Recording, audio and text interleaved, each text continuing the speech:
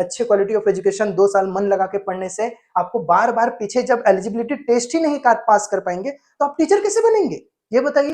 तो इसीलिए eligibility test को पास करने के लिए, टीचर का फॉर्म भरने के लिए आपको एस टेट, झारखंड टेट, इस सब से रिलेटेड चीजें निकालनी पड़ेगी, तभी आप टीचर के लिए अप्लाई कर सकते हैं, तभी आप टीचर बन सकते हैं। जब यही सब चीज नहीं निकाल पाइएगा तो कैसे आप टीचर बन सकते हैं।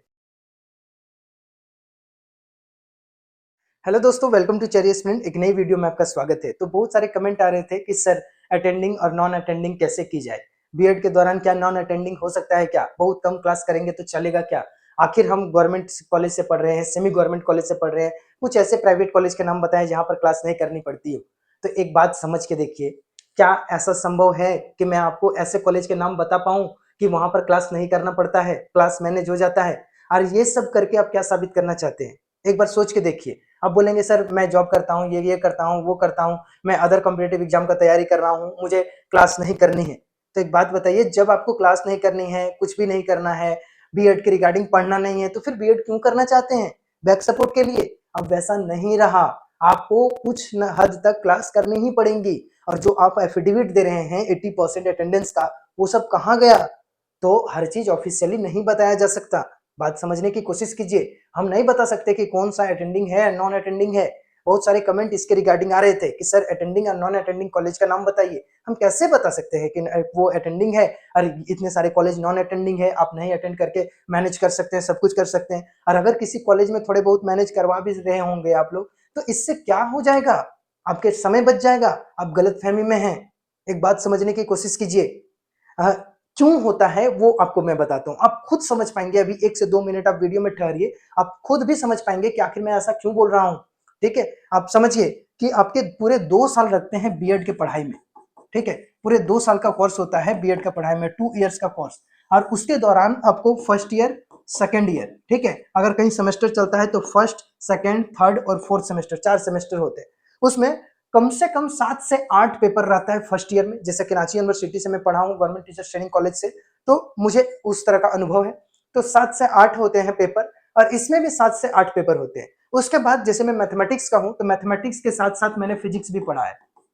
ठीक है, फिजिक्स तो 2 मेथड पेपर होते हैं, एक मैथमेटिक्स मेरा था, मैथ्स था, ठीक है, 7A जो मेथड पेपर होता है उसका, और एक फिजिक्स था यानी फिजिकल साइंस 7B, ठीक है, मेथड पेपर। अब इन दोनों पेपर को मैंने पढ़ा कि आखिर मैथ्स पढ़ाने के क्या क्या नियम हो सकते हैं, मैथ्स पढ़ाने के क्या क्या आपको वो चैलेंजेस आएंगे, किस किस प्रोसेस के थ्रू आप मैथ्स पढ़ा सकते हैं, साइंस पढ़ा सकते हैं। बच्चा अगर होमवर्क नहीं कर रहा है तो आप कौन कौन सा वे का इस्तेमाल कर सकते हैं उसको समझाने के लिए। साथ ही जो बड़े बड़े महान शिक्षाविद थे उन्होंने क्या कहा उसके बारे में बुक में पढ़ते हैं, आपको टीचर्स वो सब चीज पढ़ाते हैं। और यही पढ़ाई क्वालिटी ऑफ एजुकेशन के कारण, गवर्नमेंट टीचर्स ट्रेनिंग से मैं पढ़ा हूं तो वो मैं अपना जानता हूं। साथ ही बहुत सारे सेमी गवर्नमेंट कॉलेज और प्राइवेट कॉलेज में भी अच्छी पढ़ाई होती है। तो वही क्वालिटी ऑफ एजुकेशन के कारण आपका एक ही बार में सी टेट जो होता है, सेंट्रल टीचर एलिजिबिलिटी टेस्ट, और इसके बिना आप टीचर नहीं बन सकते। आप बीएड तो कर लेंगे लेकिन भारत सरकार आपको ये सर्टिफिकेट नहीं देगी, तो आप कौन से पब्लिक स्कूल में, अच्छे से अच्छे पब्लिक स्कूल में जिसमें 20,000 प्लस सैलरी हो, वो आपको रखेगा ही नहीं। आप सीटेट पास हैं नहीं, अगर सीटेट पास नहीं है तो फिर कैसे रखेगा बताइए।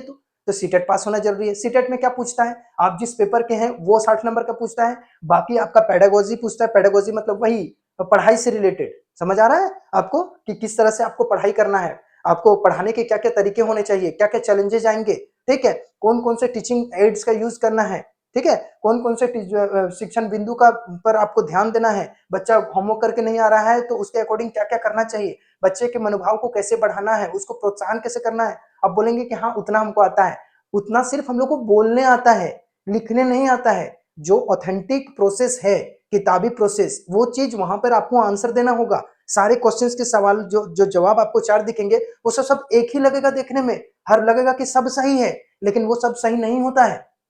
कुछ स्पेसिफिक एक ही बिंदु सही होगा, एक ही पॉइंट सही होगा। अब बताइए, वो सब चीज जानने के लिए, अच्छे से क्वालिटी ऑफ एजुकेशन करने के लिए नॉन अटेंडिंग क्या सही है, तो अटेंडिंग आपको करना पड़ेगा। आप बीएड कंप्लीट कर लेंगे, लेकिन अगर आप अटेंडिंग नहीं करेंगे तो ये क्वालिटी ऑफ एजुकेशन 2 साल के दौरान आपने सीखा, पीओटी जो आप फर्स्ट ईयर में, 1 मंथ का जो फर्स्ट ईयर होता है, 1 मंथ का, ठीक है, पीओटी क्या होता है, प्रैक्टिस ऑफ टीचिंग, जिसमें आप कोई सरकारी स्कूल पढ़ाने जाते हैं, उसमें जो चैलेंजेस आपको आते हैं, कैसे पढ़ाना है, उसके दौरान आप ये सब सीखिएगा। सेकंड ईयर में 3 मंथ का होता है, सेकंड ईयर में कितना होता है, 3 मंथ का दूसरे स्कूल पढ़ाने जाना होता है, उसमें बहुत कुछ आप सीखते हैं। वो सब सारा एक्सपीरियंस आपको बाद में काम आता है जब आप टीचर बनते हैं, ठीक है। तो वो सब चीज आप कहाँ से सीख पाइएगा अगर नॉन अटेंडिंग रहेगा तो। इसीलिए मेरा सलाह यही रहेगा कि अटेंडिंग कीजिए, नॉन अटेंडिंग वाला प्रोसेस कहीं पर थोड़े बहुत पैसे देकर नहीं देकर मैनेज कराने वाला काम मत कीजिए। बहुत ज्यादा प्रॉब्लम हो, फाइनेंशियल कंडीशन, जॉब कर रहे हैं, ससुराल वाले आपको आने नहीं दे रहे हैं, खासकर लड़कियों के लिए, तो थोड़ा बहुत आप मैनेज कर सकते हैं, लेकिन कोशिश करें कि उनमें भी क्या करें कि मैनेज करने के साथ साथ दौरान आप अपने घर में पढ़ाई करें बेहतर तरीके से, ताकि आप सीटेट जो है वो फर्स्ट अटेम्प्ट में ही निकाल पाए।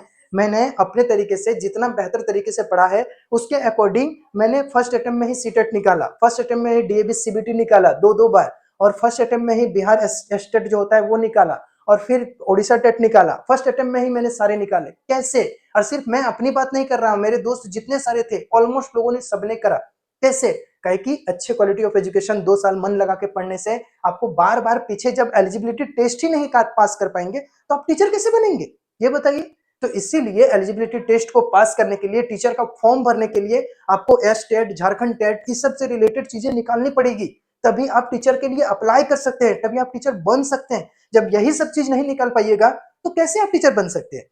और ये सब चीज निकालने के लिए स्टेट रहे, सी टेट रहे, कोई भी स्टेट टेट रहे, ये सब चीज निकालने के लिए अब आर्मी पब्लिक स्कूल का भी होता है ओएसटी, ठीक है, यानी उसका अपना टेट होता है जिसको निकालना पड़ता है, जिसको अवेस बोलते हैं, है ना, AWES, अवेस, army army welfare education society, वो भी आपको एलिजिबिलिटी टेस्ट लेती है। उसको निकालने के बाद आर्मी पब्लिक स्कूल में आप फॉर्म अप्लाई कर सकते हैं। तो ये सब सारी बातें जो आपको एलिजिबिलिटी टेस्ट निकालने की है, वो सब कैसे हो जाएगा जब तक आप बीएड का पढ़ाई नहीं करेंगे, जब तक मेहनत नहीं करेंगे, ठीक है। फिर वो 1.5 लाख देके या सेमी गवर्नमेंट में 1,20,000 90,000 देके, कहीं कहीं 2 लाख भी लिया जाता है। गवर्नमेंट कॉलेज से पढ़े लेकिन एक अच्छा सा स्कूल में आपको रखा नहीं जा रहा है क्योंकि आपने एलिजिबिलिटी टेस्ट ही पास नहीं किया है। आपने मैथ रीजनिंग तो धड़ाधड़ एकदम चौका छक्का मार दिया, लेकिन जब पेडागोजी का समय आया, जब शिक्षण बिंदु से रिलेटेड, शिक्षा से रिलेटेड चीजें पूछी गई कि आखिर कैसे कैसे यूज होता है, क्या क्या टीचिंग प्रोसेस होता है, वो सबसे सारी बातें बताई गई, तो क्वेश्चन पूछे गए तो आप जवाब नहीं दे पा रहे हैं, दिक्कत हो जा रहा है, तो फिर क्या होता है। तो उस समय क्या होगा आपको कि आप आराम से ये सब चीज अच्छे से पढ़ेंगे, क्वालिटी ऑफ एजुकेशन गेन करेंगे, तो एक ही बार में आप अच्छा से एलिजिबिलिटी टेस्ट भी पास करेंगे, तो पसंदीदा स्कूल पर, पब्लिक स्कूल पर, डीएवी, सरस्वती विद्या मंदिर या फिर दिल्ली पब्लिक स्कूल, ऐसे जगहों पर आप नौकरी कर पाएंगे। साथ ही इसके साथ साथ आपको गवर्नमेंट एग्जाम जो है, गवर्नमेंट टीचर्स बनने का जो सपना है, वो सब चीज भी एक ही बार में कंप्लीट हो पाएगा। इसीलिए मेरा अपने तरीके से सलाह ये है कि नॉन अटेंडिंग का ख्याल एकदम बिल्कुल मन से हटा दे। अटेंड करे कॉलेज, अटेंड करे क्लासेस, पढ़ें, समझें, और जो 2 साल, 4 साल, 5 साल में लोगों का सीटेट नहीं निकलता, वो आप चुटकियों में एक बार निकाल पाएंगे उस 6 महीने, साल भर के पढ़ाई के दौरान। तो इस चीज का ख्याल रखें, समझे, और जो नॉन अटेंडिंग और अटेंडिंग का ख्याल है, उम्मीद है आपको समझ में आ गया होगा कि क्यों जरूरी है। बीएड के रिगार्डिंग कोई भी दिक्कत हो और पढ़ाई के लिए, क्वेश्चन के लिए, इसमें बहुत सारी चीज आने वाले हैं। अगर आपको लगता है कि मैंने अच्छी चीजें बताई तो लाइक करें, सब्सक्राइब करें, और हाँ, नीचे डिस्क्रिप्शन पर चेरिया स्टूडेंट ग्रुप का भी लिंक है, व्हाट्सएप ग्रुप का, आप उनसे जुड़कर कुछ क्वेश्चंस, आपके मन में जो भी सवाल है आप पूछ सकते हैं, कमेंट बॉक्स में कमेंट भी कर सकते हैं, मैं पूरी तरह से जवाब देने की कोशिश करूंगा। Bye bye, take care.